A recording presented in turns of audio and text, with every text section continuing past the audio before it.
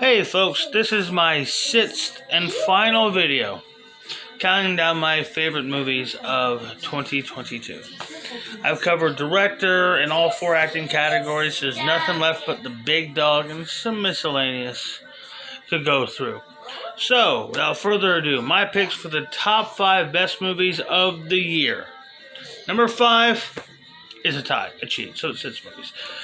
X and Pearl. I've talked about all of these movies in these previous videos, so I'm probably just going to move through this fast without really explaining what all these movies really were. And look them up. Give them a Google. They're worth a Google. X and Pearl were both were films released the same year, the same director, same crew, the same main actress. One film takes place in the late 1970s, another movie takes place in the late 1910s. And they both study and focus on America during a time of recovery, much like the era of America that they were released in. These movies are, the pair of them, are this while very different in tone, story, theme, even execution. Humor is stronger in X. What's what I'm looking for? Expressionism is very strong in Pearl, but these movies are so different, but at the same time part of this unilateral vision, and it's fascinating. This is an artistic, thought-provoking, intelligent, and quite frankly, beautiful. Well, the visuals of these films are stunning. Horror movie that is disguised as pure slasher and sex exploitation. Brilliant shit, and just the kind of horror movie that tickles my fancy. Number 4, The Banshees of Inisherin. Look, man, certain movies get their award attention because of political or sympathetic reasons. Some movies just move you. Some movies are just powerful. Some movies are really experimental. But some movies just have the audacity to simply be great movies. Just delivering a story, presenting you characters, allowing you to invest, and taking you on this journey. Very simple. It's so simple and so brilliant. It's quite frankly stunning. More movies just don't do this. This is one of the best, earnest, honest to God, pure movies of the last 10 years. And it's genuinely a treat to sit back and watch and enjoy. Number 3, The Northman. I said in a previous video that Vikings are a Viking movie, a proper, big budget, violent Viking movie, something I've wanted to see since I was a teenager, at least since I was in high school. And with this movie, the savagery, the brutality, the monstrousness of it, the evil, the woe, the otherworldliness. I mean, it's everything I kind of always wanted and expected and demanded from this concept. It's war and sex and betrayal and destiny and all this kind of shit. And it's so fucking awesome. I love this movie.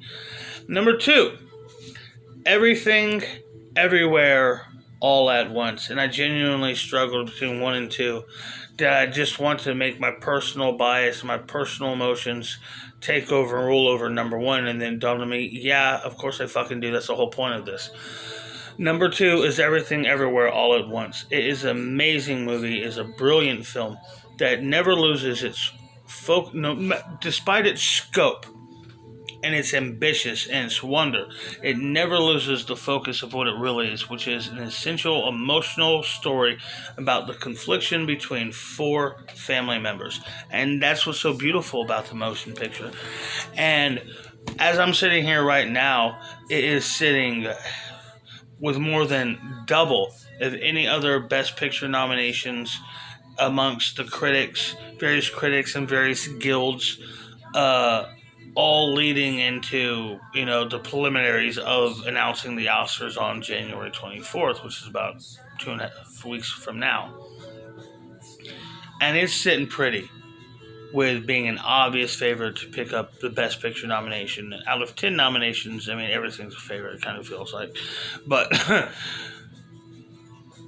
if it were to do the unthinkable and win the Oscar for Best Picture of the Year, it would be the first science fiction movie to ever do that, and I think that's interesting. And my choice for number 1, Best Film of 2022, is The Batman. Because of course it's The Batman. And it's just not biased. It's not just because it's Batman.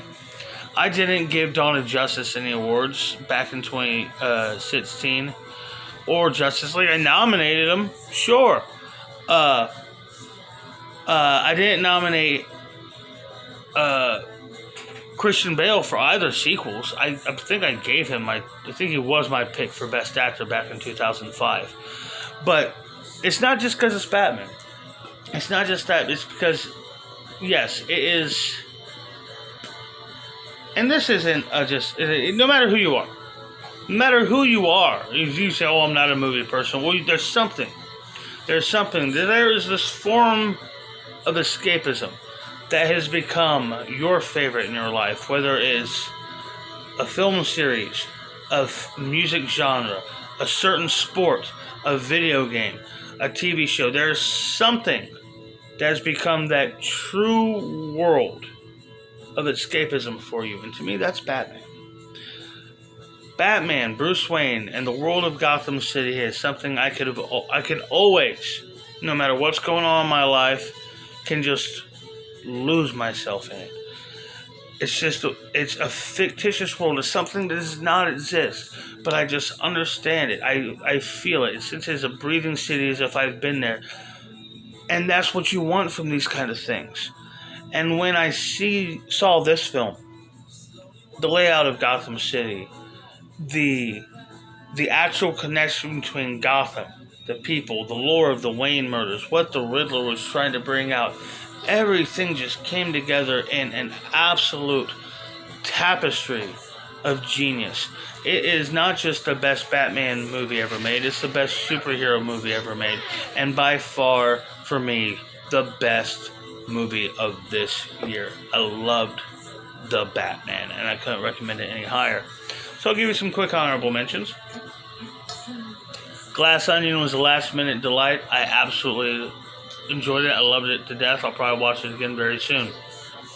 Bullet Train and The Unbearable Weight of Massive Talent were two very creative, very exciting, and very imaginative action comedies. We had a goddamn banquet of great horror movies this year. Not just the ones I already mentioned, but with Barbarian, The Menu, The Black Phone, and even Scream 5. All these movies were terrific. There was several really, really great family movies, cartoon films this year. DC's League of Super Pets, The Bad Guys, the Bob's Burgers movies, and yes, I don't care, come at me, Paws of Fury, The Legend of Hank was the most daring film I've seen in years. Which brings me now to my miscellaneous awards. Awards a lot of people don't care about, but I think they're just as important of making a film work as everything else. In addition to picture, director, and actor, I also would give The Batman Best Adapted Screenplay and Best Makeup. Ooh, that makeup on Colin Farrell's Penguin was magnificent, and I almost feel bad for them that the great work they did on Barry Keoghan's Joker got left on the cutting room floor. Even though it's amazing to makeup work, I kind of understand. It's not really, you don't want to get pigeonholed, stuck with this as the visual idea for Joker, because you may have your own different ideas for Joker as down the line when you want to make a more Joker-focused film. In addition to, Jesus Christ, actress, supporting actor, and supporting actress for Everything Everywhere All at Once. I would also give it Best Original Screenplay, Best Original Score, just highly emotional score, and of course film editing. Editor never lost focus of where the story was, where we were, what beat. No matter what universe we're jumping to, we're still in the same place of the same story, because that's kind of the whole point of the movie. Brilliant work as a film editing. The Northman. I didn't get any acting or directing or picture, because that was all just split between the two movies this year. But The Northman visually was the most compelling film of the year, and it has to go the trio: cinematography, art direction, costume design. I mean, just everything felt so realistic, so ancient, so warm, so cold. It was just a perfectly authentic looking film. For best visual effects, I'm going to give it to the Bullet Train.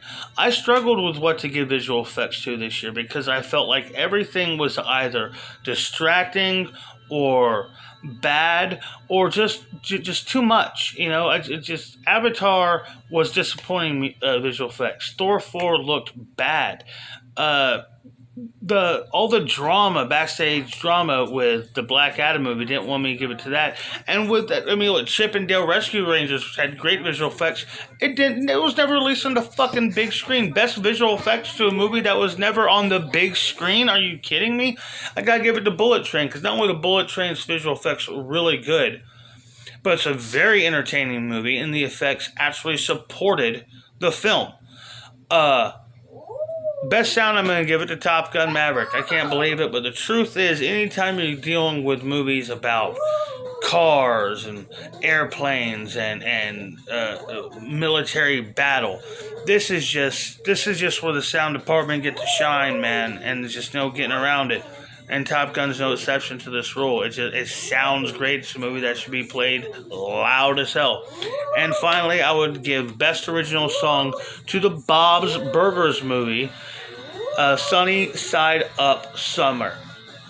I mean, this song is basically the opening of the movie, and it's the highlight of the film. Not to say the whole film's not worth watching after that. It's a great movie. But what an absolutely delightful opening song. Very, very fun stuff. And the truth is, there was a couple of really good songs this year. I liked This Is Alive, David Byrne's song for Everything Everywhere All at Once. I liked Taylor Swift's song, Carolina, from Where the Wild Things Are. No, different where the crawdads sing, but crawdads don't sing. And yeah, Lady Gaga's song "Hold My Hand" for Top Gun Maverick was a big epic performance. You know, very impressive work. And she fine in that video. Anyhow, I hope y'all like this video. What do y'all think? I genuinely am interested, even though I'm a dick about it. I want to know, what was your favorite movie of 2022? I'm Jake Davis, and I'll catch you on the fly.